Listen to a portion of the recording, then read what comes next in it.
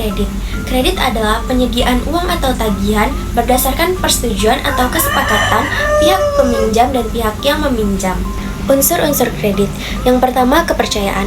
Kepercayaan merupakan suatu keyakinan yang diberikan kepada pihak yang meminjam berupa uang, barang, ataupun jasa yang dimana nantinya akan dikembalikan kepada pihak yang meminjamkan. Yang kedua, kesepakatan. Kesepakatan merupakan keputusan antara kedua belah pihak kapan nantinya kredit ini akan dikembalikan sesuai dengan jangka waktu yang telah ditentukan. Yang ketiga, jangka waktu. Setiap kredit tentunya memiliki jangka waktunya. Yang pertama yaitu jangka waktu pendek, biasanya berada di bawah 1 tahun. Yang kedua, jangka waktu menengah. Jangka waktu menengah biasanya dari 1 tahun sampai 3 tahun. Yang ketiga yaitu jangka waktu panjang, biasanya di atas 3 tahun. Yang keempat, resiko.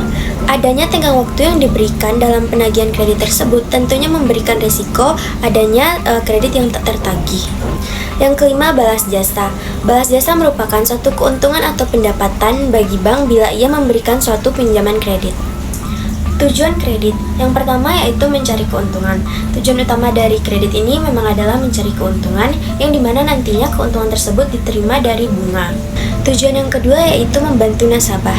Membantu nasabah baik dalam berupa dana ataupun investasi serta berupa modal kerja. Yang ketiga, membantu pemerintah.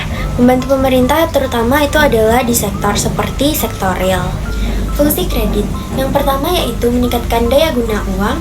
Yang ketiga, meningkatkan peredaran dan lalu lintas uang. Yang ketiga, meningkatkan daya guna barang. Yang keempat, meningkatkan peredaran barang. Yang kelima, sebagai alat stabilitas ekonomi. Yang keenam, meningkatkan kegairahan berusaha. Yang ketujuh, meningkatkan pemerataan pendapatan. Yang kedelapan, meningkatkan hubungan internasional.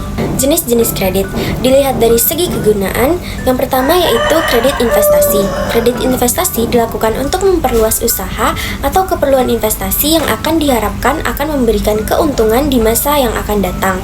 Misalnya untuk membangun pabrik atau membeli mesin. Yang kedua yaitu kredit modal kerja. Kredit modal kerja digunakan pengusaha dalam proses produksi perusahaan, misalnya membeli bahan baku atau pembayaran gaji pegawai.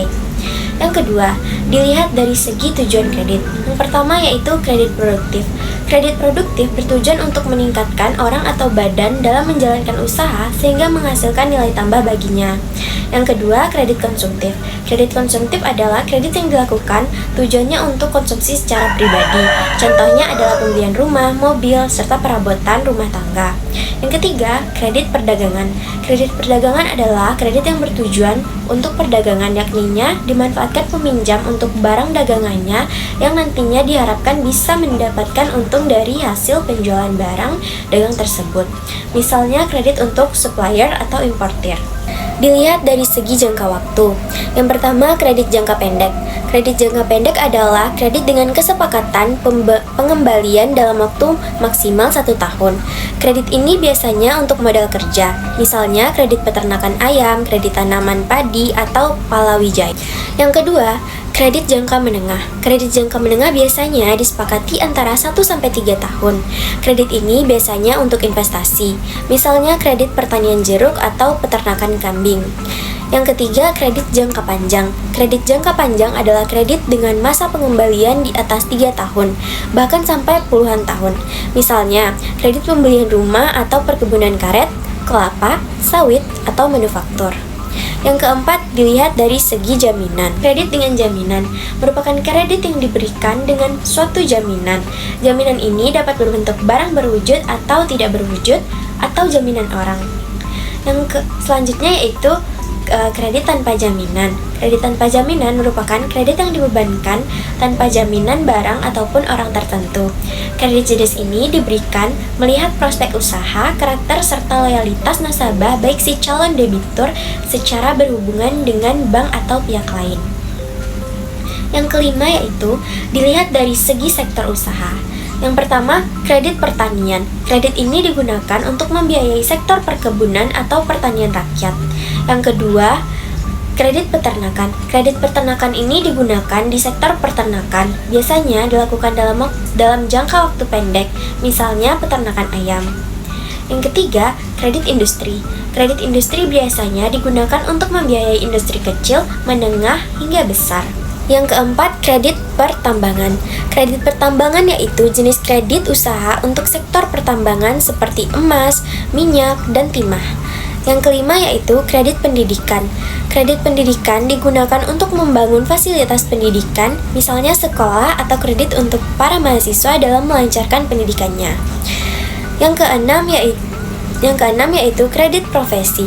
Kredit profesi diberikan untuk para pekerja profesional, misalnya dosen atau dokter. Yang ketujuh, kredit perumahan. Kredit perumahan yaitu kredit untuk membangun perumahan. Selanjutnya yaitu prinsip-prinsip pemberian kredit.